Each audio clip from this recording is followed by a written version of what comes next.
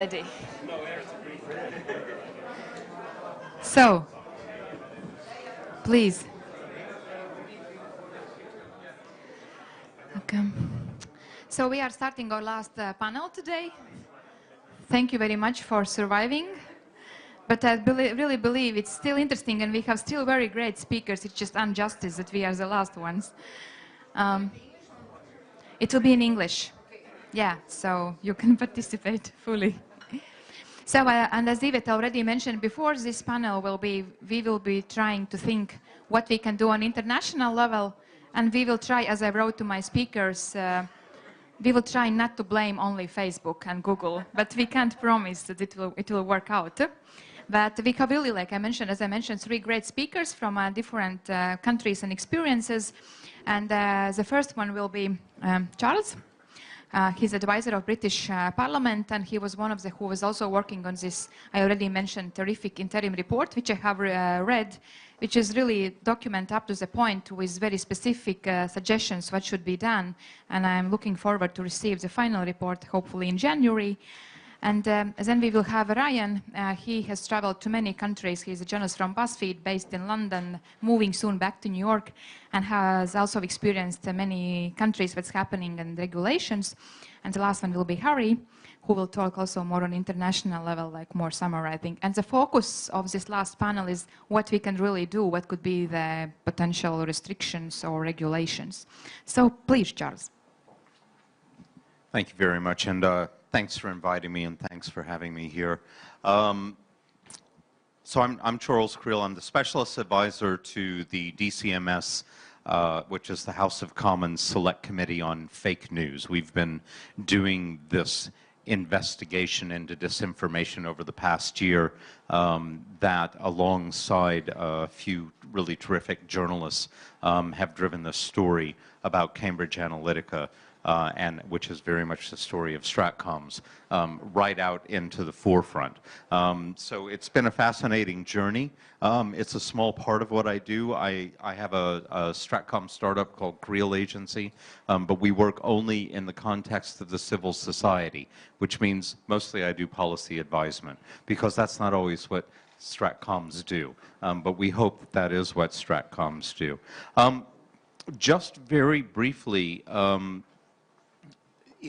it's an interesting point, because I was asked not to spend most of my time being dismissive of Google and Facebook, which is kind of hard for me to do because that's what I do for a living. But we were asked to come up with some very positive solutions, and to that end, you know, one of the things that I've heard consistently all day is people talk about issues that seem as though they're too big to solve.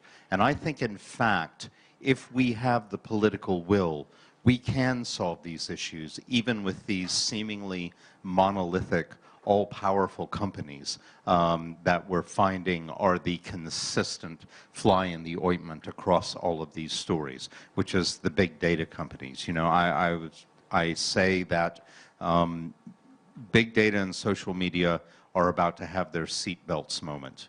And they can either be the auto industry or the tobacco industry. Right now they're acting like the tobacco industry. And what we need them to do is to come on board, and there's an opportunity for us to get them on board. But it requires the political will, and one part of that political will means that we have to get our governments out of denial about what it is that's actually going on. And there is a lot of denial going on the part of governments, because the last thing a government ever wants to say to you is, well, our elections were illegitimate, because then it makes the government illegitimate. So in the United States, for example, in the UK, for example, what we're hearing a lot of is that there's been no successful foreign interference in the referenda in the general election, as though it's all contingent on whether it was successful or not. As though if I decided to murder you, but I really suck at murder, I'm still not guilty of attempted murder. You know, I should be guilty of attempted murder. And in the United States, the language that's used is there's been no meaningful interference, but it means the same thing. And although one part of the United States government says there's been no interference in the midterms, the U.S. Justice Department on Project Lakta has in fact filed charges against a Russian national on interference in the midterm elections. And the Office of the Director of National Intelligence has raised the issue of interference in the midterms from Russia, China, and Iran. So whether or not it's been meaningful, certainly the attempt has been there. And I think it's important that the governments acknowledge this before, so that they can move forward and do things. Now, that's just my basis off of watching people talk today. I'll be really quick, so we'll go to the next slide because I'm aware we have but 10 minutes. I'm going to show you a brief video. It's about 40 seconds long.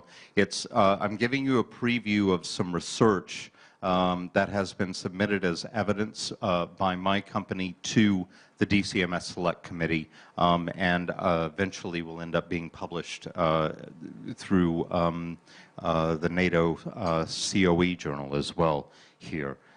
So what this is a visualization of a certain part of the data set that was released by Twitter in October of this year, and it is the Internet Research Agency's activities on Twitter related to the 2016 presidential election in the United States. And we've done a data analysis and data visualization of it, and you can see that there's a timeline across the bottom, and that becomes really very important. And I'll break down a couple of different parts of this, but it's interesting. Things you should look at, and we'll carry on to some slides and break it down as we go through and not take too terribly long. But one thing we have up here is we have a chart. It's color-coded, and it's about when some of these Twitter accounts were created. Everyone knows what the Internet Research Agency is. It's Russia operating on Twitter for malign influence in foreign elections. The other is we have the timeline here at the bottom. So what we find is that most accounts were created around 2012 and 2013, although they were operating much later on. And early on, they mostly retweeted URLs with multiple mentions around hashtags like American Power.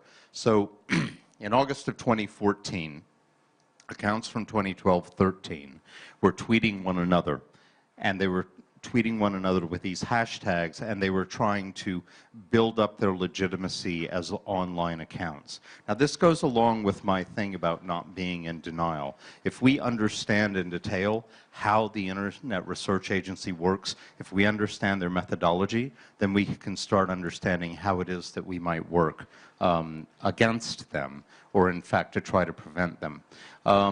The 11th of September 2014, there was a burst of activity with the hashtag Colombian Chemicals. It was a hoax about the Colombian chemical plant that had exploded, which it hadn't, and I don't think even exists. And it stopped within 4 days. But the interesting thing about it is that the data scientists that I worked with on this have a feeling that this might have been a student assignment for students at St. Petersburg University. Can you go out and create something that's a fake news host? Here's the exercise that you need to do. I have zero confirmation of that, by the way, none whatsoever. But it's what they believe might be the case. In January to March of 2015, there's a burst of inspirational quotes that come from accounts that were created in 2014, which is about 20% of the accounts. There were very few URLs, very few hashtags operating there, but again, it's an operation to make their Twitter accounts more legitimate, because what is it that people will follow? They'll follow something like inspirational quotes. And we've just had a piece of evidence recently released by the Select Committee, a trough of evidence of emails from inside Facebook executives. It's the 643 evidence. And 643 was a company that was set up on the internet, set up on Facebook, that had an app called Pinkini, and it would find your friends on Facebook's photographs that they had uploaded of themselves in bikinis. Now, the point of it was not to try to drive a business model off showing you pictures of your friends in bikinis. The point of it was to try to create an app that was popular, that lots of people would sign up to, which would then collect all of your data and the data of all of your friends. Some of you will remember Cow Clicker. That's what Cow Clicker was about. It wasn't about clicking cows. It was about collecting everybody's data. April to May of 2015, things start moving fast. Trump is talking about running. A bunch of 2013 accounts, these are the purple ones in the middle, now start going live, and they're tweeting URLs again that are trying to drive legitimacy and appear as though there's something else. So they're tweeting sports accounts. But what they're going to end up doing is eventually tweeting politics. But one other note on this, we saw in our analysis that a lot of local news fake accounts were operating alongside a lot of the accounts that Twitter released the data on, saying they were the Internet Research Agency. So we believe these were also IRA accounts, and we don't think that Twitter released the full data set. We think they were very selective in the data set that they released and effectively lied to the public. November of 2016, there's a steady stream. This carries on right through November, right through the election, and you can see how dense it's got from the previous. And then just one last little bit, and it's about the importance of time.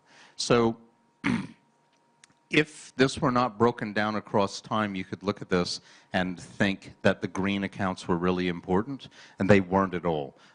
They were operated for about 3 months. They were accounts that ended up failing, never got enough followers to be used, and 7 out of 8 of them were never used again. So just some stats. This was all released, got a typo, sorry. On the 17th of October, there were 9 million tweets, 3 million were in English. It's what we dealt with. We took a random subset of 500,000 and ran them one at a time. And if I could make a recommendation, I think that what we need to do is things that we're doing by gut right now, things we're making estimates off the top of our head and sticking our finger up in the air, hoping to know which way the wind is blowing. I think we need to systematize and quantify some of these things so that we have real evidence around what's going on and real evidence around the way that these campaigns are working so that we can come up with effective levels of fighting back against that. There's talk in EU Parliament about performing a full data audit of Facebook, and there's a big push for that. Now, if we're going to legislate against Facebook, we need to start by knowing what happened at Facebook. And I have to say we should support these kinds of efforts. Thanks. Thank you. Thank you very much. Then I have already the first question. How are you going to get this data from Facebook? It's interesting. I think that it's going to take the collective efforts of the largest trading economy in the world, which is the EU, to bring to bear against them. And I think we need to stop playing nice, but it requires an enormous amount of political will in order to accomplish this. Some folks need to start going to jail. Let me emphasize the point on this with Facebook, with Twitter, with the others. There was interference in the democratic process of the elections of the United States and the United Kingdom. It's clear we have some evidence for it. We don't have enough evidence for it. As businesses based in those countries, they should be bending over backwards and doing everything they possibly can, everything they can to help get to the bottom of this and find out what happened. But they're not. They're being obstructionist. Now, if we were in the middle of the Cold War, this would be collaboration. We're not in the middle of the Cold War. But it's still the same thing that they're doing. And we need to take that seriously. Any specific steps you can see what you can do maybe at first on national level and then on international level? Because as we spoke in the first and also on the second panel, it will take time on international level to get somewhere. So I assume it should be doing different levels. Do you have, I know I read your interim report, but could you name like some specific actions it's possible to do on national level already now? Well, I think that a lot of the legislation that Europe is working on right now is really important. I think GDPR is a really brave, bold, and forward-thinking political document, and it's a really important document. And I think that on the national level, we can begin funding investigations that can then be pursued under the context of GDPR. The UK has increased the funding to the Information Commissioner's Office, for example, but they still don't have enough money to properly pursue what it is that they need to pursue. I think looking for more transparency, algorithmic transparency becomes really very important. I think we need to dump the argument that's often made in America around First Amendment and freedom of speech and stop trying to pursue this in that way and start looking at things like antitrust legislation, about fair competitiveness legislation, about data exploitation. I will have more detailed questions, but at the end when everyone will give their presentations, so maybe other people will want to engage. Thank you very much, Charles. And now we will have our speaker from Buzzfeed, Ryan. So please. Hello. What about the presentation? Hopefully this works. Let's see. So just a little bit about myself. I am the Deputy Global News Director for Buzzfeed. I've been based in London for about 4 years. And I have traveled to 22 countries and witnessed around a dozen referenda and elections over the last 4 years. Ireland, Catalan. I was in Brazil a month or two ago, whenever that was. Mexico, Brexit.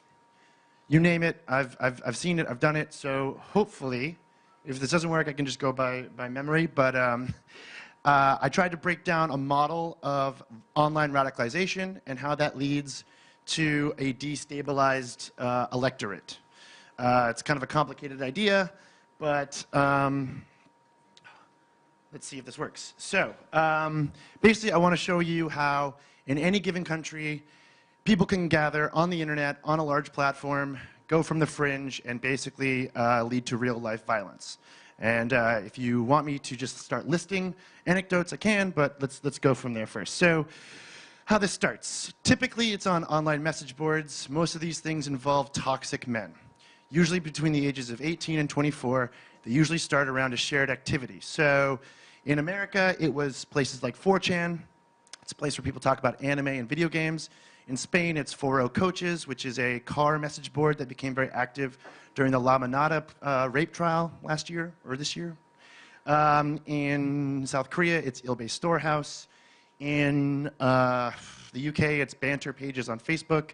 And in France, it's jeuxvideo.com, which was a big defender of the Front National during their election in 2017. So typically, toxic men hang out together, and they radicalize just naturally because they're bored, they're angry. And when these communities radicalize, they typically pull in larger communities. So in the American example, 4chan started radicalizing, and then they started branching out into more sophisticated communities with better tools to manipulate each other. So Reddit was a big one, and I'll show you in a second exactly how this worked, but almost every single person that became famous from the Gamergate movement in 2014 led the online campaign for Donald Trump in 2016. This actually happens in almost every country that you see populism movements. They typically involve the same people that were part of a very, very dismissed social movement several years before. I am not super familiar with what's happening with Latvia's populism movement, but I guarantee you there's probably a bunch of like video game nerds on VKontakte who are probably now very powerful. That's typically what happens as they get older and they become more extreme in their views because it's a race to the bottom, because that's how the internet kind of works. So, usually you will see a brief moment of violence at the end of the first social movement. So in Gamergate, it started to mutate into what's now called the incel movement. One of the first people to take that into real life was Elliot Rodger. He was a big user on a website called Pua Hate, which was a message board for men who tried to be pickup artists but failed. And he ended up killing people. Similarly, Dylan Roof was rumored to be very connected to 4chan's Poll message board, which is a politics message board. And same deal. So these moments of violence happen, and all of a sudden these communities scatter. But they don't go away. They just get quiet. Then they start to connect. So one of the first big nodes in this was Breitbart. They started basically scooping up the top of the very early Donald community on Reddit, and the increasingly powerful politically incorrect message board, the one I was just talking about. And they create a feedback loop. Very small at first, but the difference between this one and this one and this one is that these two don't actually fit into Facebook. This is what fits into Facebook. So the minute you can take something on an online message board, collect it into a website, that website can then put articles that then work on Facebook. So once that happens, you start to see influencers appear. These influencers are going to be usually your first sign that this thing has kind of spun out of control. And they're usually connected to video, but not always. Richard Spencer is a rare one. He's actually god-awful on video. These two are pretty good. And they were really early. They've now been deplatformed. But it doesn't really matter if they're deplatformed now. They weren't deplatformed 3 years ago when they were doing most of their influencing.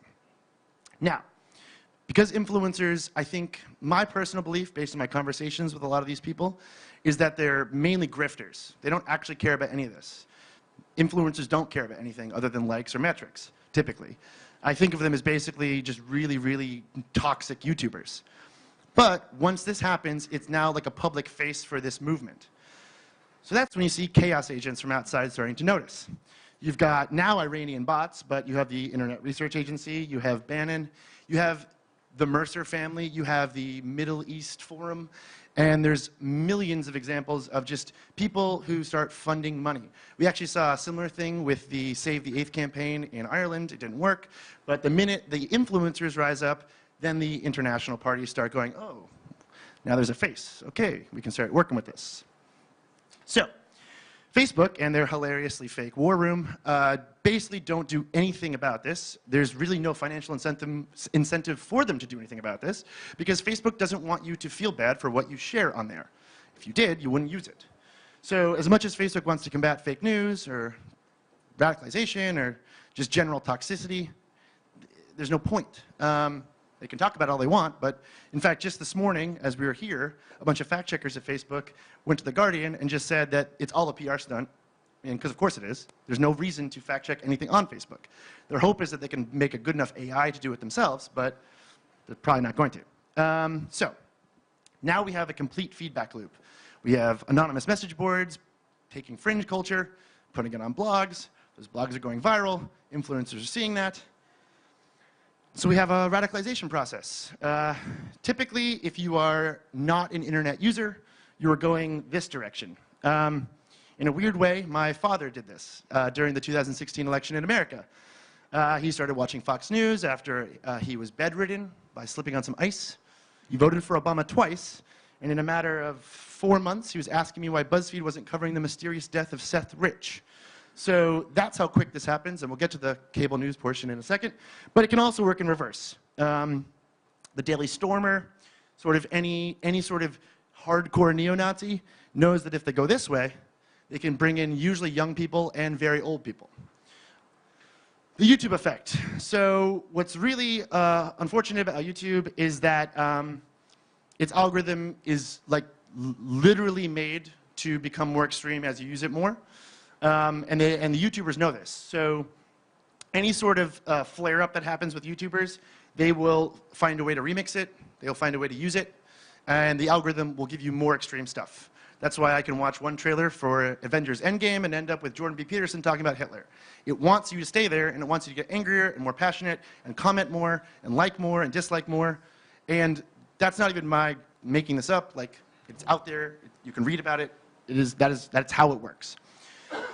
Kind of going further into what I was just saying, you have YouTubers that are basically creating this cycle, and once they do, it goes to cable news. That's how you end up with people like Tucker Carlson talking about white genocide on like national news on America.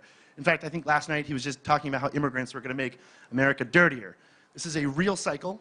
Fox News producers know that they can go on the internet and they can cobble together a bunch of talking points that they found on Facebook, and then their talking head can talk about it, and then once that clip gets put on the internet, the loop is continued. This is actually the major common denominator between whether a society radicalizes like America did or not. I think Brazil is very similar to America in this way, where they have a complete feedback loop. Europe is different because most people just don't watch the news. The UK is a weird one because the tabloids sort of work this way. There's usually some sort of large mainstream media node that is taking all this garbage and putting it out there. So, once that happens, your country will fall apart. And here's what I mean. Remember the two guys we talked about earlier? These two men are double their age, and what they're doing is a scale that is almost unfathomable compared to what we were talking about in 2014 and 15. In a matter of 3 years, people like Milo Yiannopoulos, Alex Jones, Gamergate, actual influencers, Breitbart, which started as a Gamergate outlet, has now completely morphed into a full-on pro-Trump magosphere that exists completely online, and yet it is actually inciting real-life violence that is just completely beyond what it was 4 years before.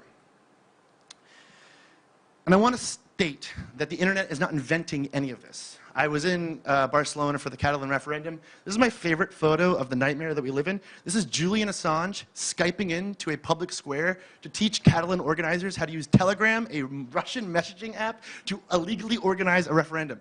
It's like a Black Mirror episode, but it's bad. It's like a bad Black Mirror episode. But the internet didn't invent the idea of Catalan identity. It didn't invent the hatred of Emmanuel Macron in France right now. But it lights any society that wasn't previously considered a tinderbox on fire, like in a span that is, it's inconceivable. And it's bigger than politics. The WhatsApp lynchings in India, Chemnitz, Germany, what's happening in France right now, the Catalan referendum, these things don't fit a binary of left and right, and they're not what we normally think of as election integrity issues, but they're happening faster and faster. And the common denominator is how people are talking to each other on the internet. And it's not always Facebook, it's not always YouTube, it's not always Twitter. It's almost never Twitter, because no one uses Twitter, but except for us, for some reason. But these things are happening. When Jair Bolsonaro was elected in Brazil, he talked about how he was going to personally make sure that he could expand the powers of WhatsApp so that he could talk to the entire country encrypted. If that is absolutely frightening, but he knows that that's how you do it. There was a massive scandal in Brazil during Facebook's War Room incident where it was discovered that a bunch of marketing firms in Brazil were flooding people's WhatsApps with anti-leftist propaganda. People know that they can use these platforms to mess with society, and even if they don't, people themselves will, sometimes by accident. The Yellow Vest movement right now was a change.org petition that went viral in October, and by, what is it, December now? 3 people are dead, thousands of people are arrested, hundreds more are injured. And that is because a woman in a Paris suburb Googled fuel prices, found out how high the tax was, and then made a change.org petition. And now, like, Paris has been on fire for like 5 weekends in a row. They're bracing for it right now again.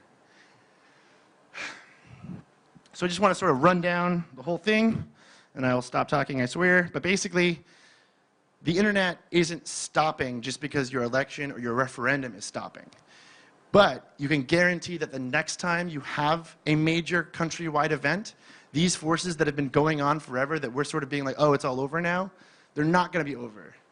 Because there is a genuine financial incentive for the companies that power the way that people speak to each other on the internet to keep us speaking to each other in this way. And so if I had to sort of think like, how would you sort of deal with this? This is McDonald's, this is an obesity crisis, and if we want change, we basically have to argue for algorithmic transparency. If the internet does something to our brains, we need to know exactly what that is and how. Because if we don't, we're going to be playing catch up like this until, well, hopefully, climate change destroys the world. But basically, it'll be a while, you know? So, thank you. So, as you see, we follow the pattern. We don't blame Facebook at all. We just talk a bit. You know, I would love to run the third presentation, and then so we could have a conversation all together. So, and now, hopefully, we will have a presentation of Harry, who is advisor to Transatlantic Commission on Election Integrity. So I think you will be the best one to tell more what are you doing and tell your point of what we have talked about, and then really let's dig in questions afterward, so we can all participate and You can Thank read you. each other. Thank you very much. Thank you for having me here. I'd like to talk a little bit today about the Transatlantic Commission on Election Integrity, some of the gaps we've identified in transatlantic and transnational responses, what we have done to close some of those gaps, challenges that are still pending, but also solutions and ways of going forward. Over the past 2 years, what we've had is about 10 elections and referenda where we've seen indication of foreign meddling. This took the shape of support for extremist parties, campaign server attacks, and disinformation. When it comes to the latter and addressing disinformation within the context of elections, we always seem to want to address it within the context of the previous election. We always seem to want to, or we seem to be fighting yesterday's battle rather than prepare for the one that's coming up. Just to give you an example, you know, we're 2 weeks short of being in 2019.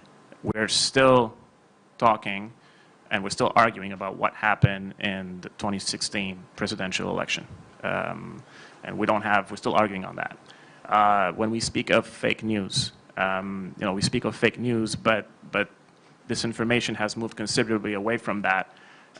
Not so much about being about fake news, but rather manipulation of news, you know, having just enough of a grain of truth, just enough truth to make it to the airwaves, but it's inoculated with twisted facts that basically distort reality, but it's harder to pinpoint. It's harder to address that. So this is why we need to respond, of course, not just to the current wave of election interference, but also the upcoming wave of election interference. And between now and 2020, we're going to have 20 elections in North America and Europe. So when we ask what has been the Western response to that, well, it's been rather limited and generally not very well coordinated. There are some examples of some waking up to the challenge. For instance, we have, under Canada's chairmanship of the G7, we have these rapid response mechanisms to interference. And I think they had their first meeting, so teams from all G7 nations meeting to coordinate their work. But rather, we could say Western responses have been rather muted. So this is the context in which we've decided to form the Transatlantic Commission on Election Integrity. It is chaired by Anders Fogh Rasmussen, former NATO Secretary General. On the American side, it's chaired by Michael Chertoff. It includes Joe Biden and a number of political leaders from Europe, but also not just political leaders, but media leaders, tech leaders, and business leaders as well, with the objective to call on governments and civil society and the tech sector to work together to find solutions to address this information and to address 3 critical gaps that we have seen so far in transnational responses. The first gap is it's the gap across the Atlantic, and that's on the backdrop of the increasing rift between the United States and Europe. But it's not just actually America and Europe, because even inside Europe, we have people who are in denial and they don't see a problem, and those that do see a problem can't agree on what to do about it. That's the first gap. The second gap is the partisan gap, which is especially true in the United States. And here again, on the backdrop of the previous election, and trying to relitigate that, we are hampering our ability to address and to prepare for the upcoming election. In the U.S. Congress, I think right now, there's 8 pieces of legislation that were introduced. Some are bipartisan, and some are very good, but they're just sitting there. They haven't seen debate on the floor. And finally, there's a third gap, And that is the gap between the tech world and the policy and the political world, the legislators who are supposed to regulate it, but who do not understand it. And we've seen that, you know, when we had the hearings, including the Facebook hearings, some of those questions, they were just, you know, it showed that legislators oftentimes do not understand the tech world. And that leads to two things. On one hand, of course, we leave the tech world to regulate itself. Or what could happen is we have this overzealousness coming from legislators who kind of overshoot, and they have these legislations, and that could temper on our freedom of speech, which is what we're supposed to be dealing with here when we deal with election interference to begin with. And here we have the examples of France and Germany. So what have we done in the Commission, in the Transatlantic Commission, to deal with some of these issues? First off, the composition of it, like I said, it's one that combines Republicans, Democrats, Europeans, Americans, and not just political leaders, but tech and media as well. Second, with the Transatlantic Council, we've managed, I think for the first time, to get Democratic and Republican senators together with European members of parliament and members of the European Parliament to agree to work together to address some of these issues. And I think it was in July that they issued a set of recommendations at their first interparliamentary meeting and decided to move forward with that. Second, we have the European Parliament elections next year, which are going to probably be one of the most important elections since 1979. So in response to that, we've been asking political parties to basically sign up to a pledge that they would not disseminate this information or would not try to amplify this information. And lastly, next year, what we also have is Ukrainian elections, both presidential and parliamentary. And these are going to be critical, not just for Ukraine, because it's about Ukraine's reform process, but it's going to be critical because this is where Russia can unleash basically its full spectrum of disinformation and test it in Ukraine so that later it could use it in our own countries. So in response to that, together with the Atlantic Council and with the Viktor Pinchuk Foundation, we've organized, put together a Ukraine election task force, which has sort of as a mission, as a scope, to monitor this information, to identify it and have evidence and discover evidence for it, and then to signal the alarm, both in Ukraine but also in Western countries. Finally, on the tech side, I will not bash Facebook and Twitter that much, but of course they have been part of the problem.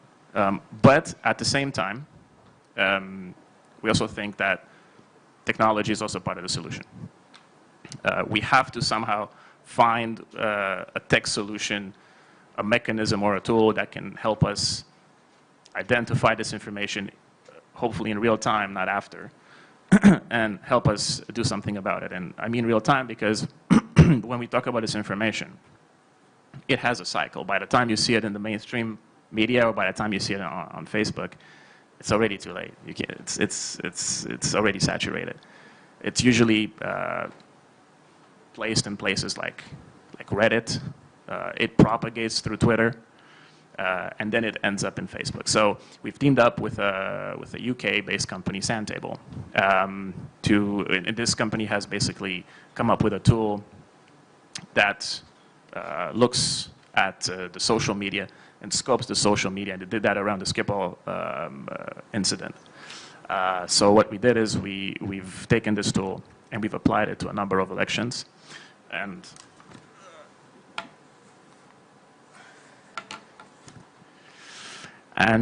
here's a few,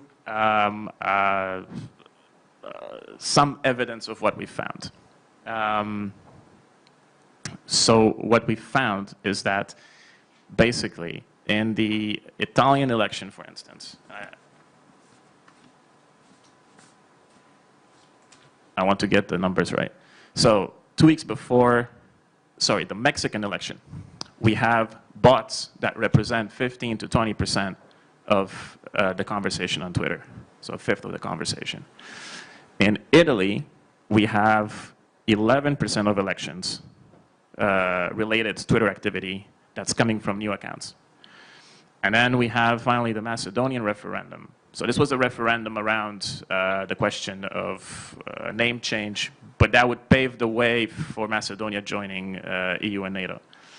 Here, 40 days before the referendum, what we see is this giant spike in new accounts. And these are basically new accounts that had the hashtag boycott as their main hashtag.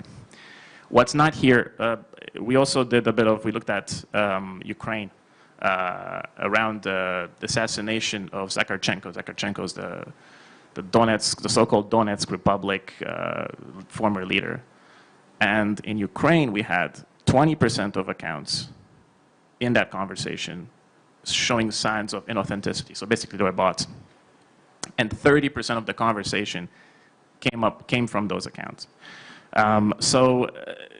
This is to say, technology, of course, can be useful, and here's why we need it. At the same time, it's not a silver bullet. It's not the sole solution. But ultimately, the whole point is to create a society or societies in our democracies that are more adaptable and a bit more critical, and that can have, if we can call it, a healthy dose of skepticism, so they can look at information with that critical eye. So on that note, thanks a lot. Thank you very much. Do we have questions from audience for any of three speakers? Yes. Thank you. Viktor Makaros, Minister of Foreign Affairs. I have a question probably to all of you, and it's perhaps of a philosophical nature, because I feel we are discussing a little bit the same situation parents will probably find themselves in trying to prevent their kids from getting and stashing porn. It's about preventing people from seeing or reading something. But the question I have is about regulation. If we decide that, yes, we are ready to say we regulate, what's the philosophical approach? Do we say that these tech companies and social platforms are monopolists in the sense that they perform an important public function, therefore they should be playing by certain rules that we set? Or is it actually a situation where the moment we start regulating Facebook, something new appears, WhatsApp, Telegram that you mentioned, that is a Russian app, but now I understand that it's run by someone who is out of Russia and probably has a different agenda. So are we regulating monopolists, or are we going to regulate all of the internet, what can appear there and what's possible and what's not? Thank you. Yeah, Ryan, you can I think what's interesting is that this is new. All of this that we're talking about, the internet wasn't like this like 6 years ago. Like when I joined Buzzfeed in 2012, Facebook wasn't a traffic source for us because it wasn't big enough. The internet used to be all kinds of different pages and all kinds of different messaging apps, and there was plurality to it.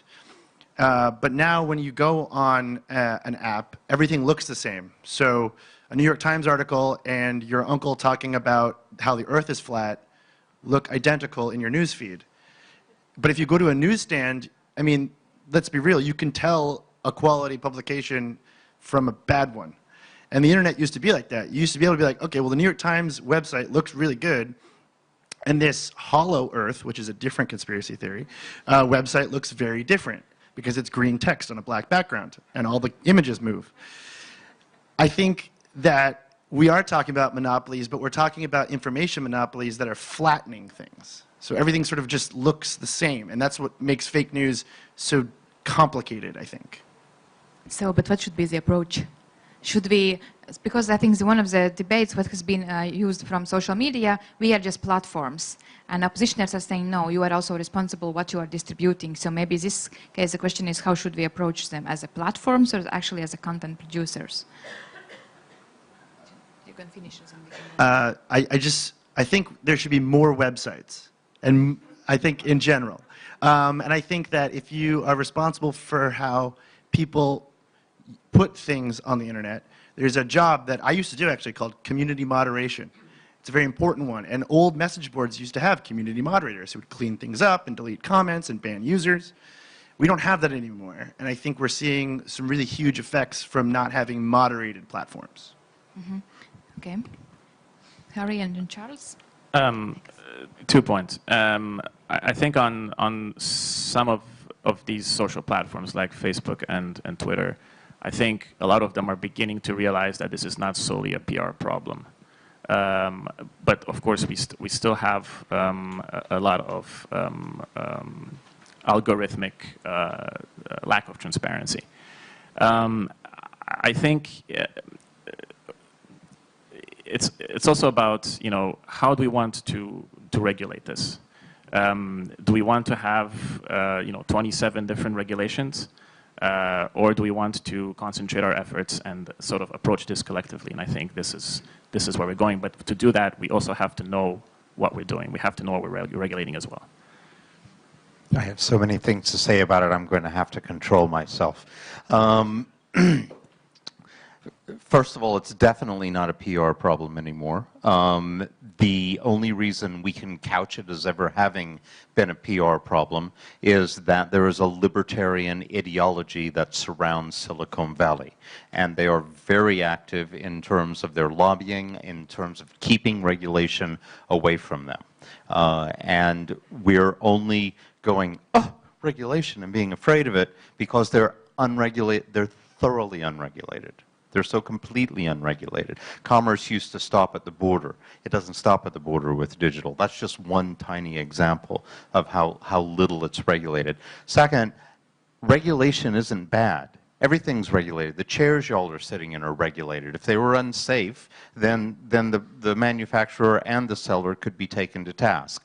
Regulation is not a frightening thing, and it should be applied in this case. We just have to do it carefully and judiciously, but also not necessarily take Mark Zuckerberg's advice when he says, we're open to regulation as long as it's the right regulation. Well, you know, tough shit. You just don't get to do that. They've had 15 years to try self-regulation. It hasn't worked. So somebody else gets to drive the car now. It's clear they can't drive the car. And I'll stop there because I could go on for a long time. I still want to go back, and I kind of pushed you a bit already after your presentation. I want to get out maybe some more specific things out of our conversation. What could really physically, or not like physically, but be done, like, okay, in January potentially you will finish your report. What's happening is from legal procedure, what's happening next? How should your government take it into account and do something, or it's again like voluntary will, depending on different opinions, and how do you see how actually it will work afterwards? Well, I don't think there's any one answer, and this is what we have to be really careful about. It's like there's no one answer to the economy. It's a lot, you've got to push a lot of buttons just a little bit, and then hopefully you can push the wall over at some point. And I think there's no one answer here. Many things have to be done. One of the first things that needs to be done, and I think I said it, and you certainly said it too, is we need algorithmic transparency. We need to understand what's going on in there. And that doesn't, you know, people explain their inventions in order to get them patented. You can explain your invention to the Information Commissioner in order to get us to allow you to do it. But what you shouldn't be allowed to do is to do something that is dangerous. You cannot make a dangerous product. How hard is that, right? Are you going to buy your kids a fire truck where the red paint gives them lead poisoning? No, you're not. And your government's not going to let you do it, and your government's not going to let them manufacture that fire truck until they fix the red paint problem.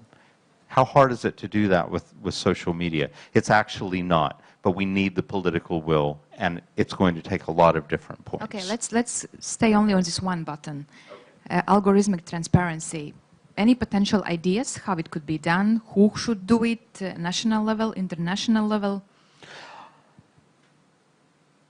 Every country has its own version of an information commissioner, and this is too big a problem to say, well, the whole globe needs to sort it at the same time. It's kind of like legalizing drugs. You're not going to eliminate the problems of drugs unless everybody legalizes drugs all at the same time. And then you won't have mules anymore because it's not necessary and we can collect taxes and pay for what we're going to do. So it's a complex problem. And on algorithmic transparency, this is a complex problem. One example of why is Europe treats privacy, data privacy as a human right, but America views it as a consumer right.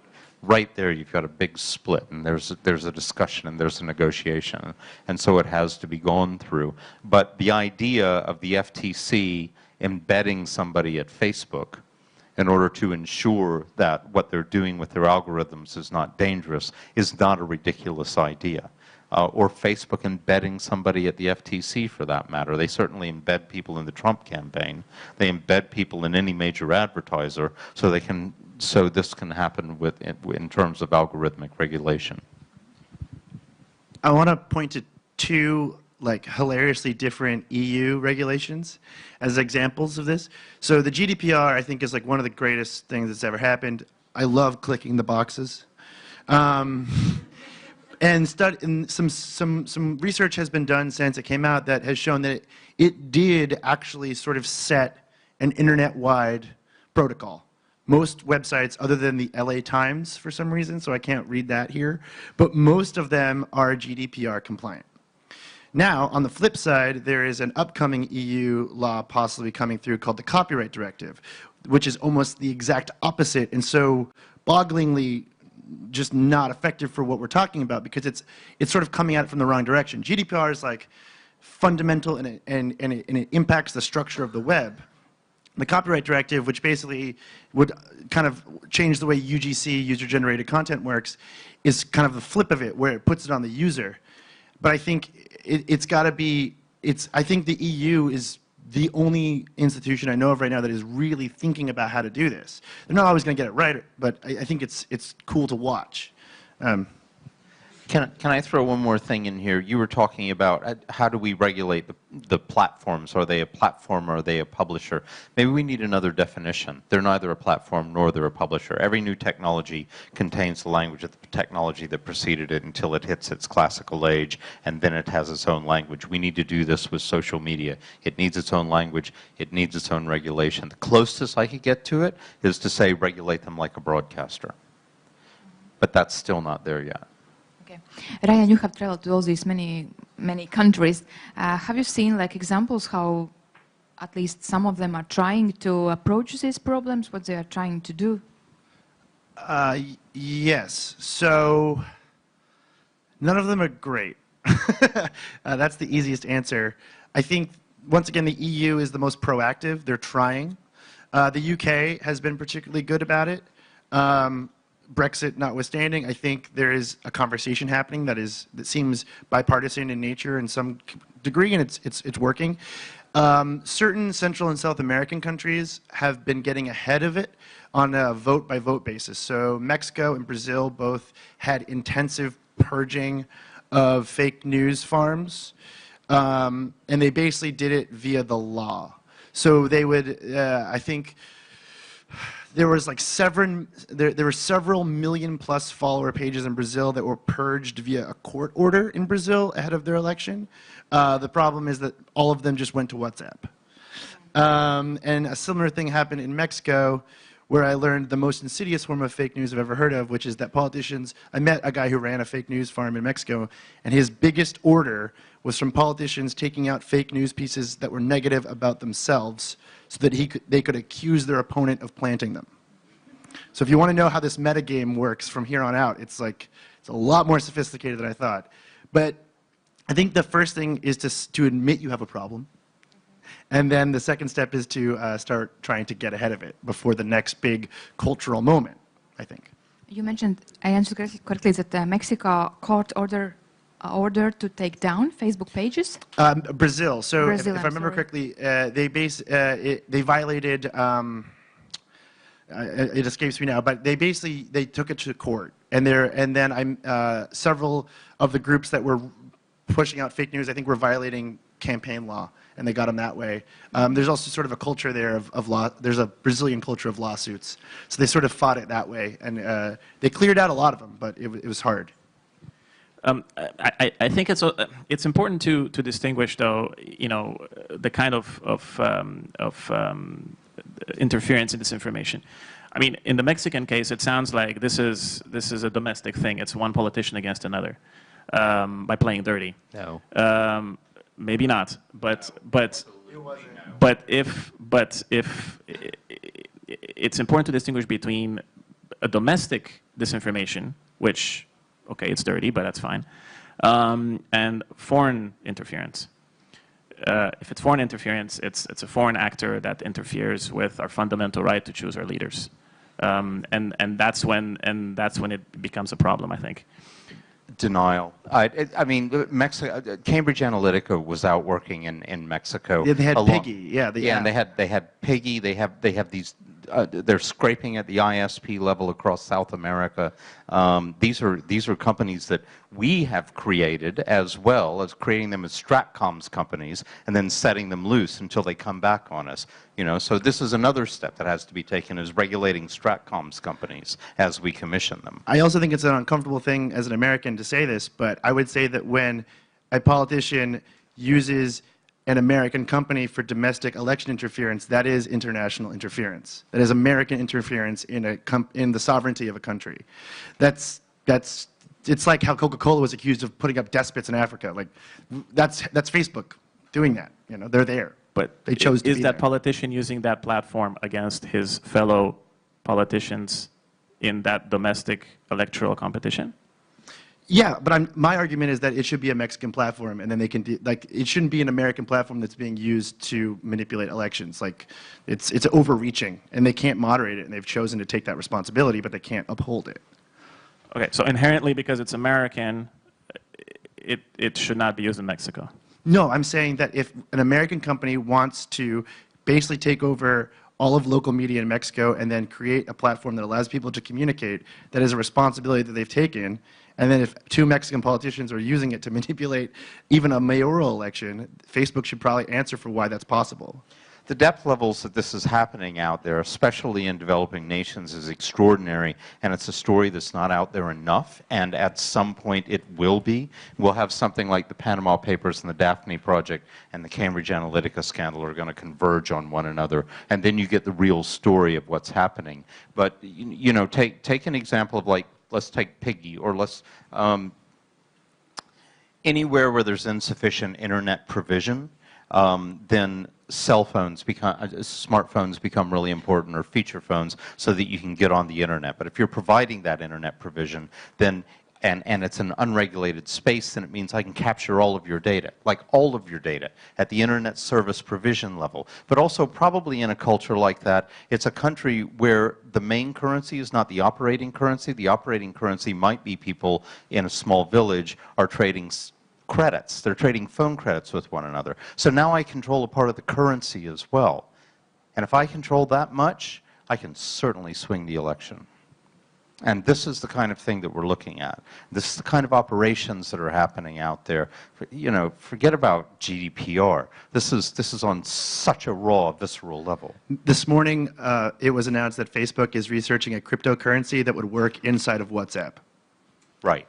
And that's where this is going. And Cambridge Analytica was doing massive cryptocurrency hires.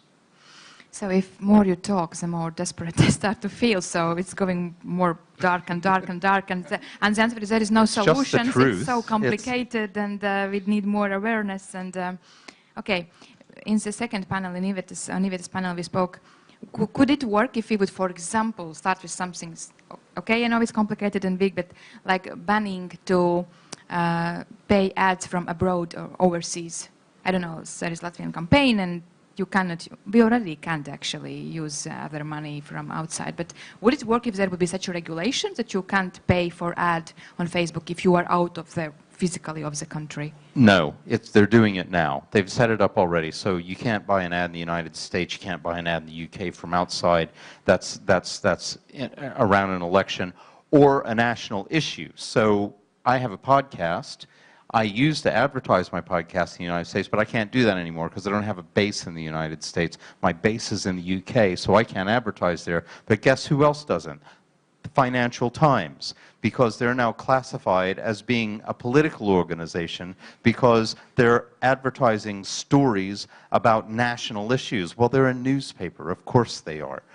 So what this rule that Facebook has implemented over the last 8 months has done is effectively shutting down complexity around dialogue. Self-regulation doesn't work. Self-regulation doesn't work. Self-regulation doesn't work. But well, it wouldn't be self-regulation if you would also make on a national level that you cannot accept that it's not acceptable to pay for Facebook ad from abroad, for example. Well, but also the Twitter stuff that I just showed you, none of that is paid for. That's all organic promotion. And if you say to Facebook, well, what about organic campaigns? I mean, they sat there and lied to my face and said, oh, there's no such thing as organic campaigning on Facebook. Also, you won't know what was a disinformation campaign around your election when it happens. Like, for instance, an IRA account was running one of the larger Black Lives Matter Facebook groups. Like, that was their disinformation campaign. So basically, like, and it's not just Russia that operates like this. Like, your own citizens operate like this. People find a pressure point in a culture, make an internet thing around it, and then just drive everyone into a frenzy over it. And you could look at it and have no idea that it's election interference as we think about it until the election is over and you're like, wait a minute, what just happened? And, you know. Any questions from the audience? Yeah? Okay, I know that you are also optimistic. Harry, how do you feel? Because you are kind of also trying to regulate something. I think, again, we have to distinguish between two things: disinformation and foreign disinformation. You know, disinformation has always existed, right?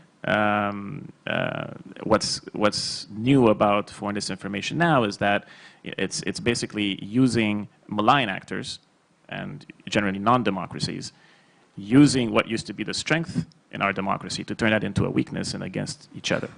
And the purpose is to create disunity, because that weakens us. That is one issue. The issue of playing dirty during elections has always been there. If it's domestic actors, that's another thing. Second point. It would be, I mean, of course, we can ask Facebook to take down, and they should take down fake news. But it would be naive for us to think that we can just remove all this material. One way forward would be to make our population aware enough and critical enough that when they do see fake material that we cannot take out, they themselves can identify it as such and therefore not be susceptible to it. I think that's the end goal. But you said that you have this commission from different countries and different representatives. So what are your goals and now what are you doing? Where are you pushing? You should have some specific agenda, what we want to achieve, like regarding regulation as well, I assume. Well, like I said, we are basically tackling the issue in three areas. Yeah. One is to bridge the gap between U.S. and Europe. Yeah. Two, the partisan gap, and of course, it's to bridge politicians with the tech world. Because, like I said, I mean, we can talk about regulation and what we should do, but I mean, let's go into Congress, or let's go into any legislation or legislative body. How many of them are literate about what they're supposed to legislate? When you say bridge the gap between Europe and America, which one are you dragging which way? Both to each other. Really? Why not? I have a feeling it's more toward America. Why? Why? I don't know. What do y'all think? Okay, we have one more question.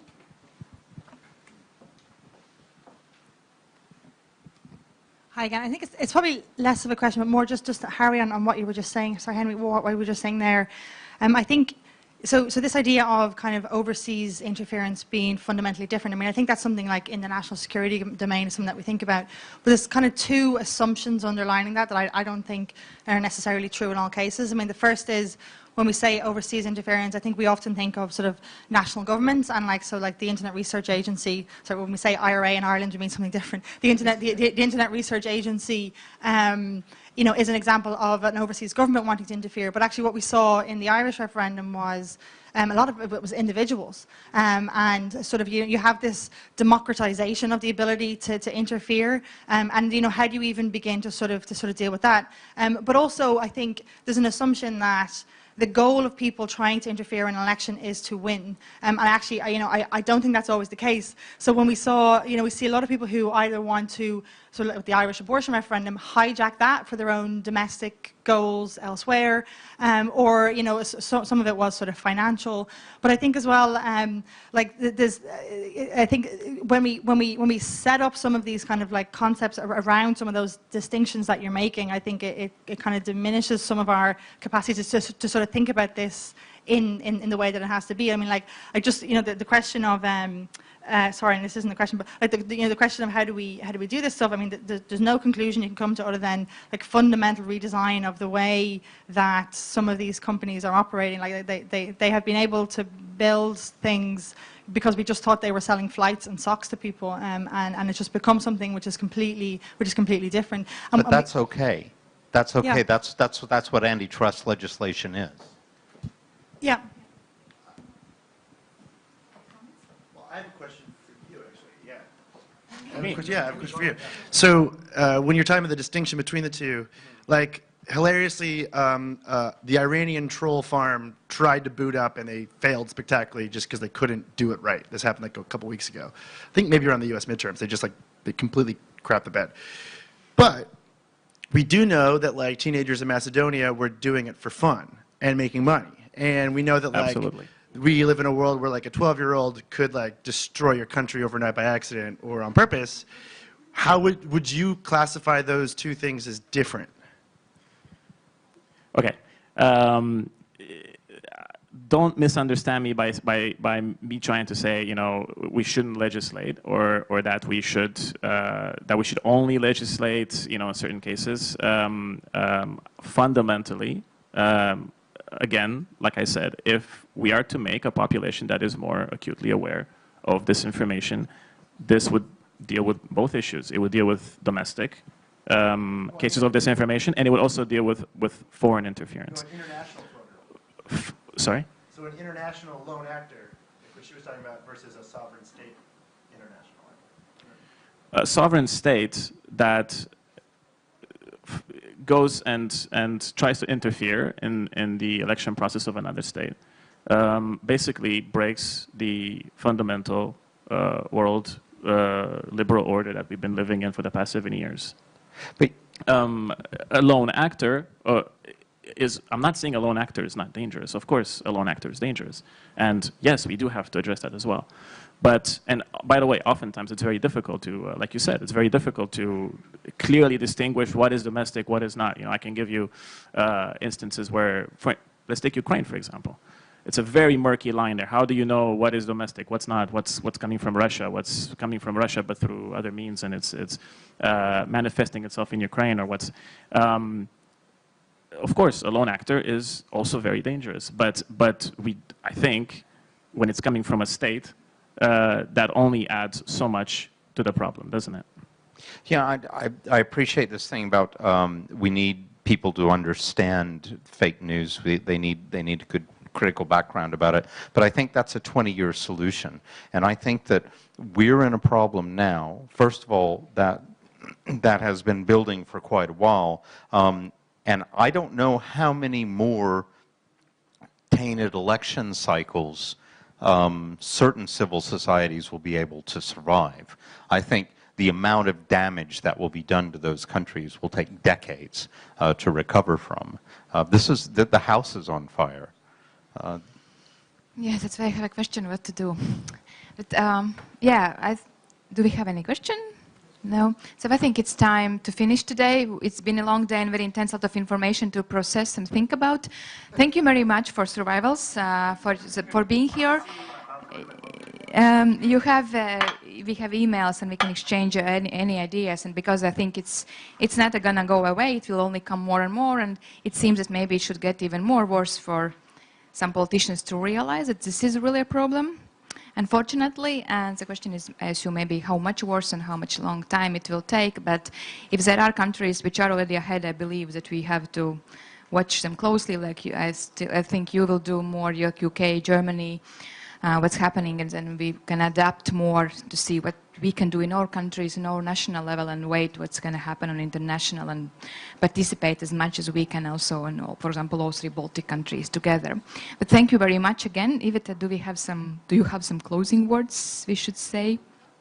Gunta, are we finishing? Yeah? Yeah, so thank you very much, and see you next time. Bye. Thank you.